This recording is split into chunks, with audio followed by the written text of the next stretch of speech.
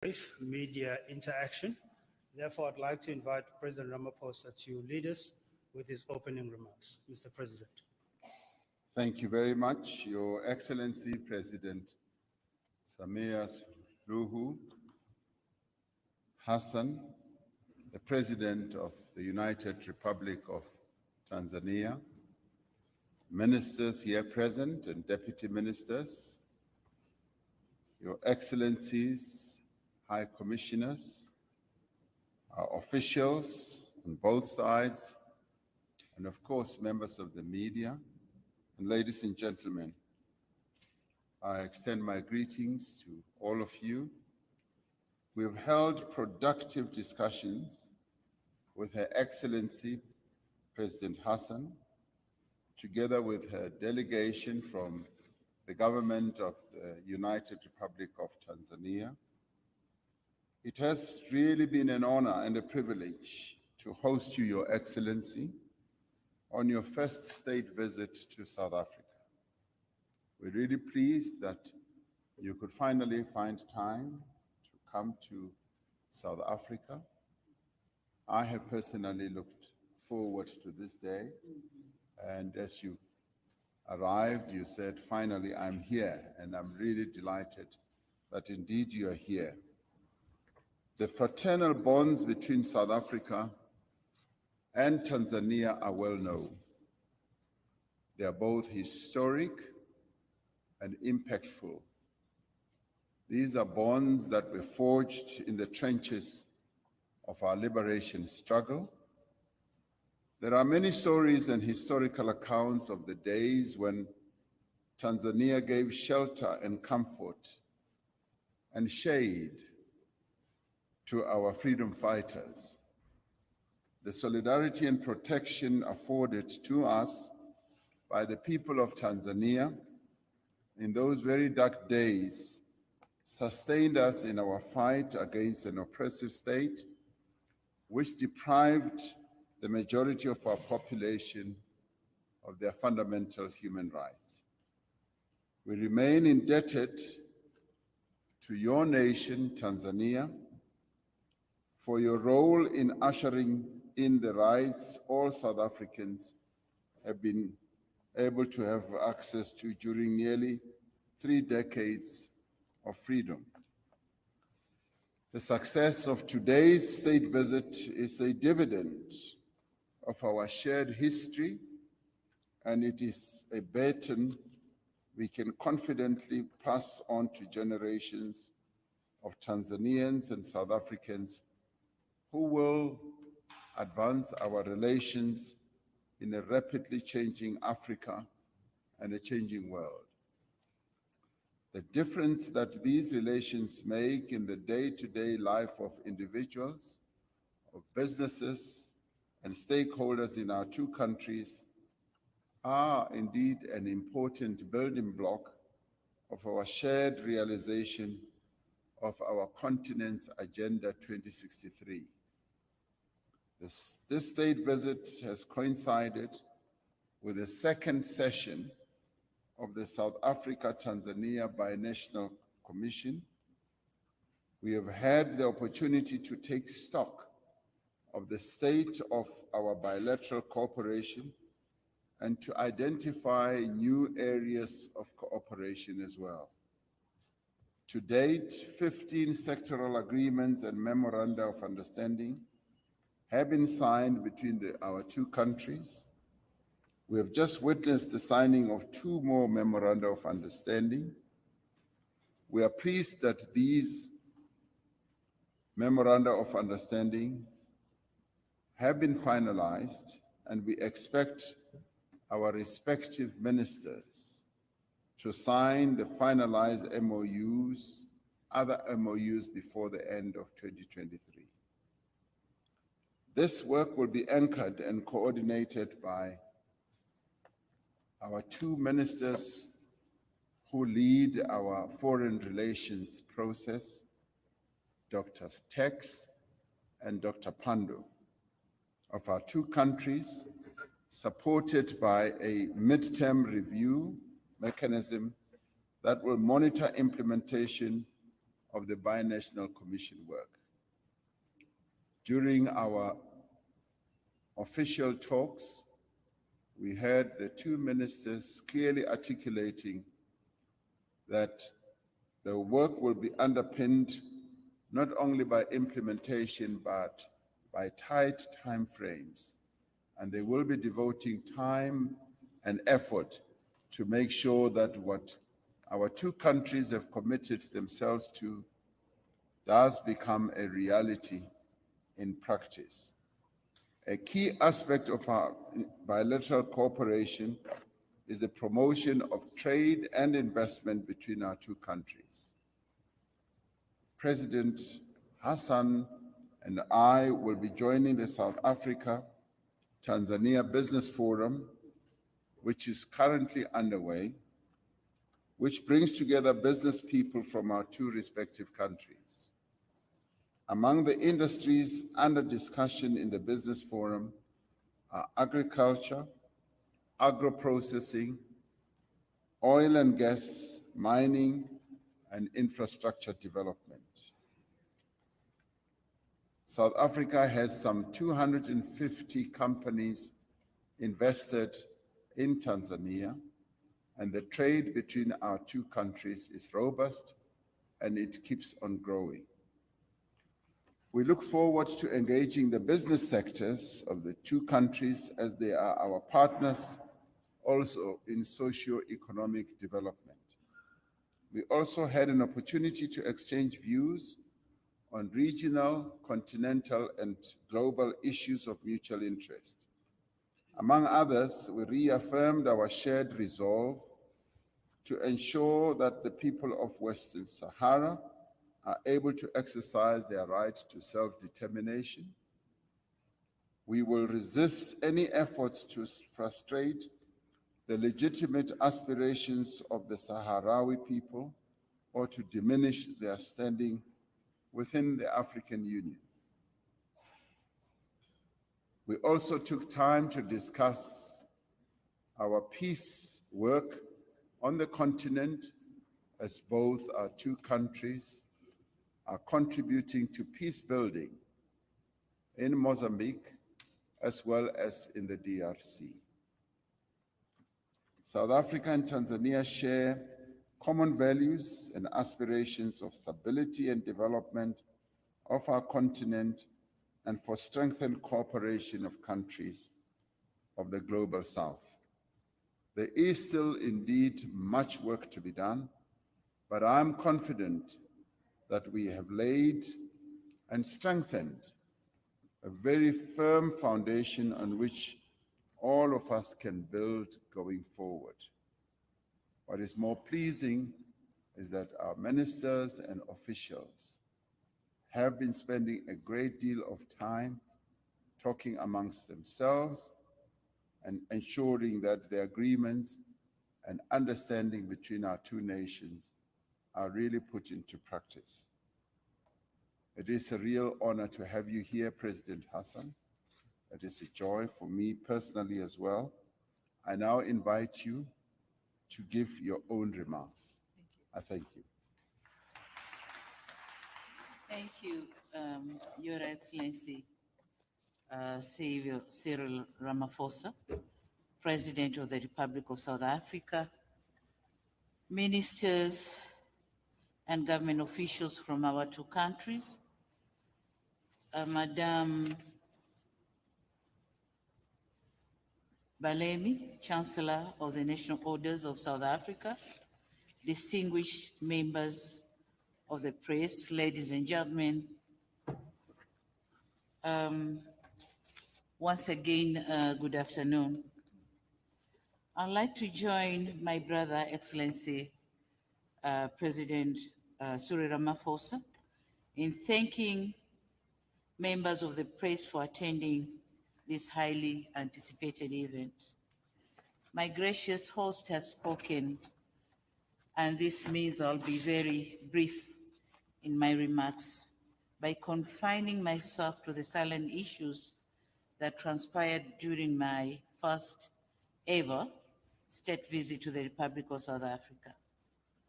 I must, from the very outset, state that this has been such a colorful and fruitful state visit, thanks to the great reception and warm hospitality accorded to me and my entire delegation since our arrival in this great country. This state visit attests to the solid historical relations that so happily exist between our two fraternal countries. But it also speaks out our mutual desire to expand and deepen the relations for the betterment of our people and countries. I'm also happy to inform you that this state visit coincided with the second session of the Bi-National Commission between our two countries. Apart from reviewing the implementation of the first session of the BNC convened in Dar es Salaam, Tanzania in May 2017, this second session has afforded us the opportunity to explore and agree upon a number of areas for further cooperation. To the people of the Republic of South Africa and the United Republic of Tanzania, this means more trade, more investment opportunities, more transfer of technology, more educational opportunities, and more cultural interactions. Your Excellency, before I proceed, when we came here in the first place, you started with honoring me with the, how do you call it, Honor of South Africa? The Order of South Africa. Order of South Africa.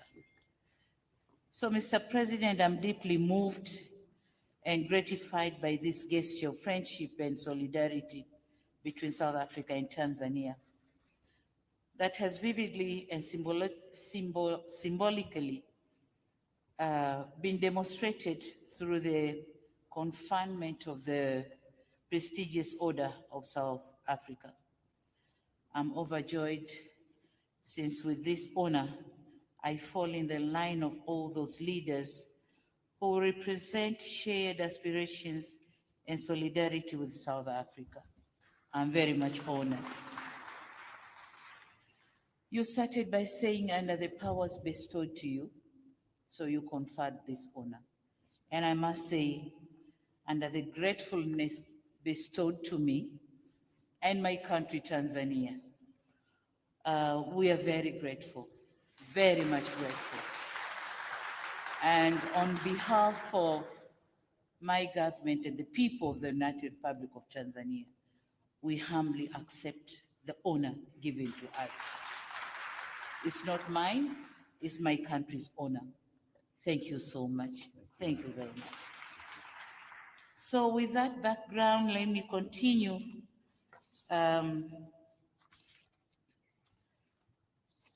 Let me now briefly share with you what transpired during my official engagement with His Excellency President Ramaphosa. Largely, we have discussed a number of bilateral, regional and continental and global issues of mutual interest, including diplomatic, economic, political, as well as peace and security relations. He said it all. We also agreed on the importance of enhancing our cooperation in regional and multilateral arenas through the Southern African Development Community, SADC, the African Union, the United Nations, the Commonwealth, and the groupings. We certainly stand to gain a lot from such cooperation. Distinguished members of the press, with regard to the second session of the BNC, I can inform you that we have reviewed the status of our cooperation in various sectors with a view to accelerate implementation of all bilateral agreements we have entered in different areas of cooperation, and some of them have been signed here, and we will all witness the signing ceremony. In particular, we resolved to enhance cooperation on defense and security matters. Of course, he said it, we are doing pretty well on this front, but we can do better. We have also agreed to enhance our cooperation in the areas of trade and investment, considering that South Africa is among the main sources of foreign direct investment in Tanzania, whereby for the past 10 years, from 2013 to 2022, a total of 70 projects have been registered under the Tanzania Investment Bank Center with a value of about $137.4 million. The leading sector is tourism, valued at 36.36 million, followed by manufacturing sector, which is valued at 25.96 million US dollars. Members of the press, our BNC session also reviewed the education, social, and cultural cooperation. And in this regard, I wish to mention just 3 initiatives that demonstrate our resolve. In that context, first, the MOU in the field of basic education was signed in July 22 last year. And this MOU embodies a commitment to for cooperation in learning and teaching of Kiswahili in South African public schools, and we are very happy to do that. Second, the Oliver Tambo Education Tour was launched by the Solomon Malangu Freedom College or College Trust in 2008. This is an experiential learning initiative aimed at cultural learning and fostering dialogue between the youth of the two countries. Tanzania youth will continue to participate in such dialogue, which not only enrich their perspectives and broaden their networks, but also avail them with a platform to share solutions to problems that affect them and other members of the society. Third, the recent launch of Tanzania South African Cultural Festival themed Reigniting Intercultural Exchange and African Liberation Heritage for Economic Development was graced by the ministers responsible for culture and sports of our two countries and conducted in mainland Tanzania and Zanzibar in November 2022. Distinguished members of the press, allow me now to end my statement by reiterating my gratitude to His Excellency Cyril Ramaphosa, President of the Republic of South Africa, for putting together a brilliant program for this state visit.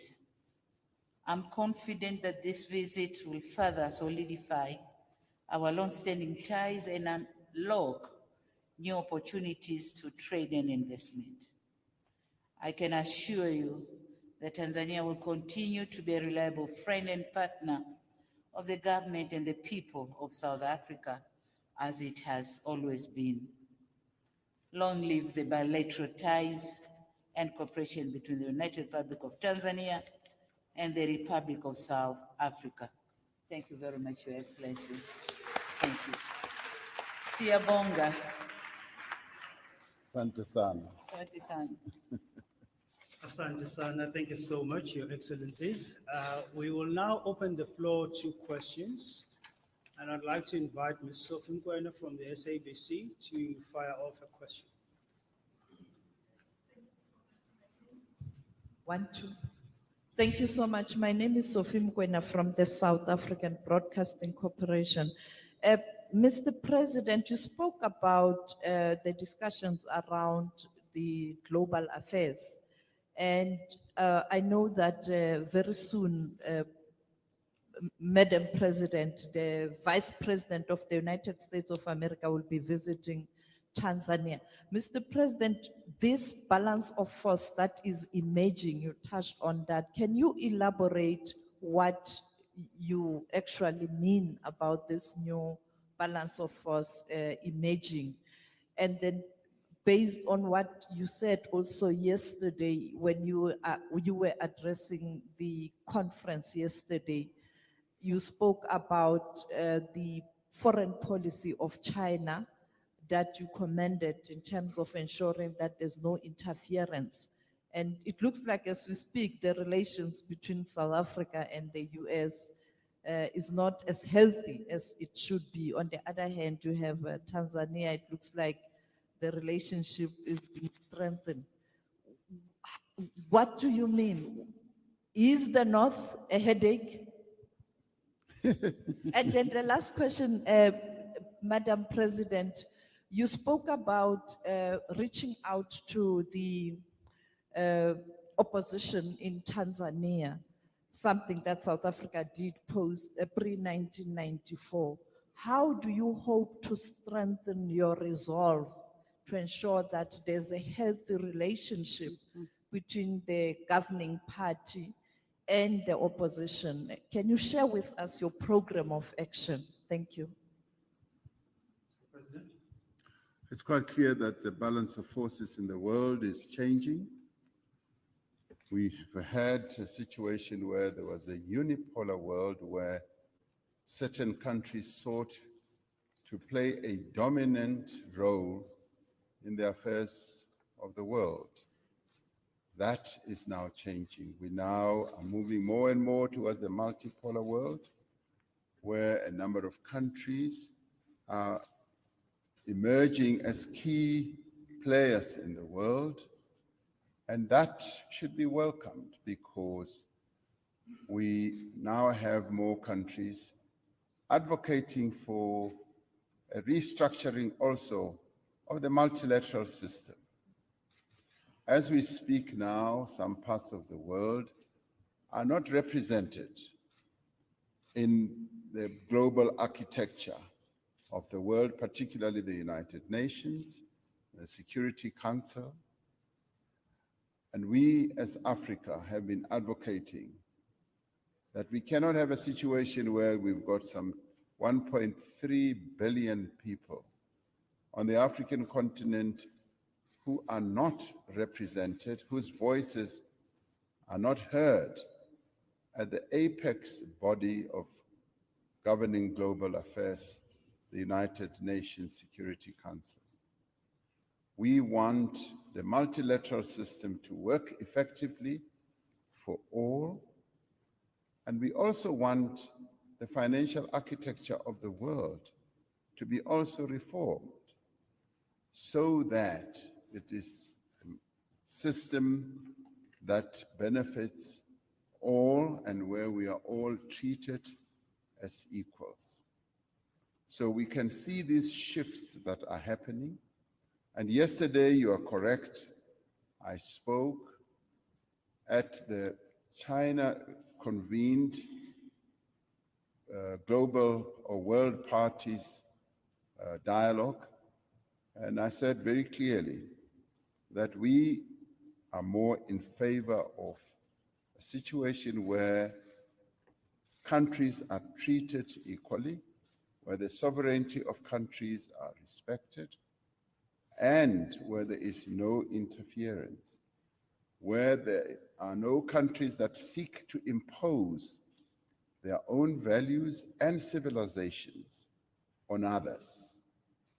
And this is, for us, a very important approach to respecting multilateralism and strengthening the multilateral system, where we move more away from a unipolar world to a multipolar world where there is respect and acceptance for the standing of countries in the world. Thank you. Yeah, thank you so much. Let me join my host here in answering the first question, that we are all African countries are vying for our voice to be equally heard in the governing council in multilateral organizations. So we'll continue working on that. In all African countries, we are looking towards having seats in governing council in multilateral organizations. Coming back to your question on the healthy relationship between the government and oppositions in Tanzania, let me say that Tanzania has always been peaceful and stable. However, there was a situation that opposition parties acted or were looked into as enemies. So that's what I wanted to remove. So I came up with the concept of 4 Rs: the reconciliation, resilience, reforms and rebuilding, whereby my party decided to sit down with other political parties and hear from them, have a dialogue and hear from them. What are the disturbing factors in our political administration in Tanzania? So they've come up with a report, and we read the report with different recommendations.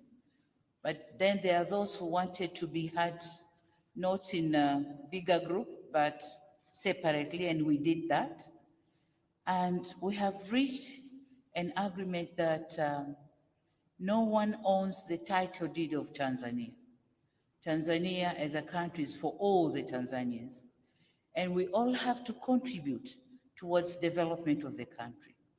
So unlike as it was before, that whoever ran the government is the one to bring about development on his own or her own in the country. But now, what we want to do, the political parties, all of them, civil society, NGOs, and the government, we all have to work together to bring about development in the country.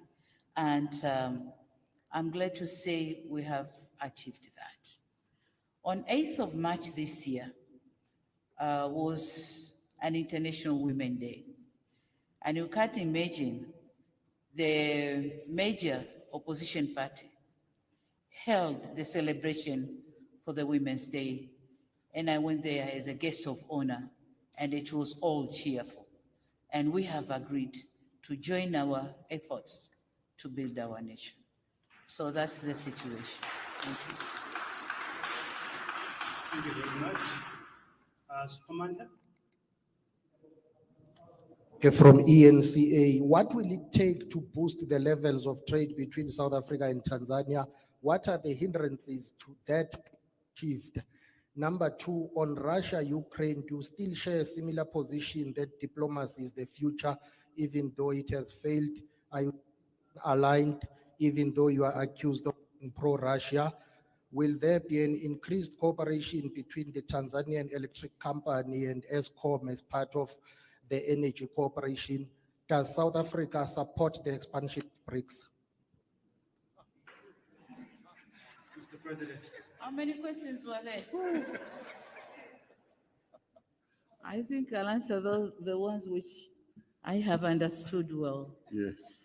The first one on what is to be done to improve trade and investment between South Africa and Tanzania. First is the removal of NTBs, and this is what have been discussed during the bi-national commission meeting. And we have agreed on the number of issues as we have explained here before. But second is infrastructure, transport infrastructure. If we have proper transport infrastructure, then the business surely is going to grow. And third one is to use the opportunities, potentials, which are in every country. Southern African people have to come, South African people have to come to Tanzania and explore the opportunities for them to invest in Tanzania, as well as Tanzanians to come to South Africa to invest in this country. So that's, if we do that, and we remove all the non-tariff barriers, then definitely investment and trade is going to grow. Political will, definitely, and it's here. That's why we're here. So the basic thing, political will, that's definitely given. You asked about the BRICS expansion. I think that's a question for my brother, but then I'm glad to say that I've been invited to attend the coming BRICS meeting here So when I attend the meeting, that's when